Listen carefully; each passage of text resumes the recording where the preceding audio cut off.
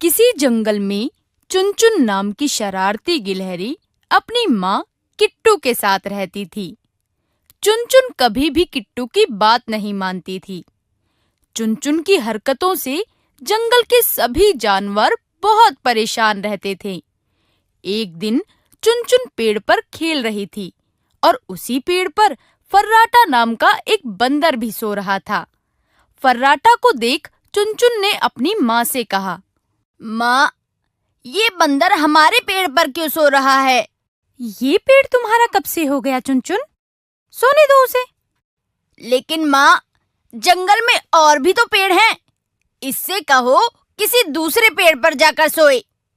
चुनचुन, जैसे ये जंगल सबका है वैसे ही ये पेड़ भी सबका है, इसीलिए तुम इस पेड़ से उसे नहीं हटा सकती। किट्टू ये बोलकर चली गई, लेकिन चुनचुन को एक शरारत सूझी। वो बंदर के पास पहुंची। उसने बंदर की पूंछ को पेड़ की टहनी से बांध दिया। उसके थोड़ी ही देर बाद जब फर्राटा बंदर सोकर उठा तो उसने दूसरी टहनी पर छलांग लगाने की कोशिश की, लेकिन उसकी पूंछ बंधी होने के कारण वो दूसरी टहनी तक नहीं पहुंच सका और वहीं पेड़ से उल्टा लटक कर चिल्लाने लगा, बचाओ, बचाओ, मैं यहाँ पेड़ पर उल्टा लटक गया हूँ, बचाओ।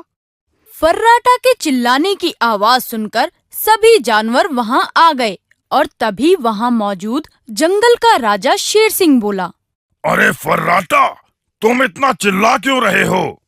किसी ने मेरी पूंछ टहनी से बांध दी है।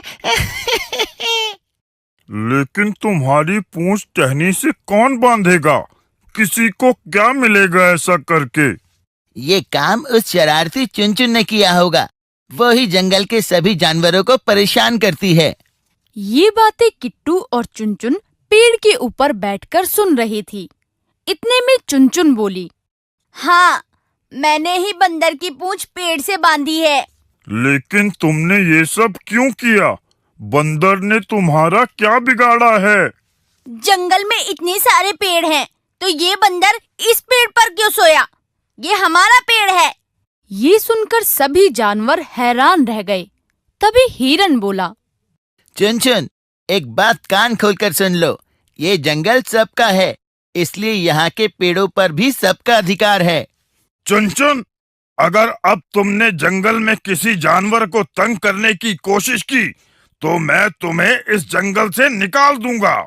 ये सुनकर किट्टू जल्दी से बोल पड़ी, नहीं नहीं महाराज, चुनचुन अभी छोटी है,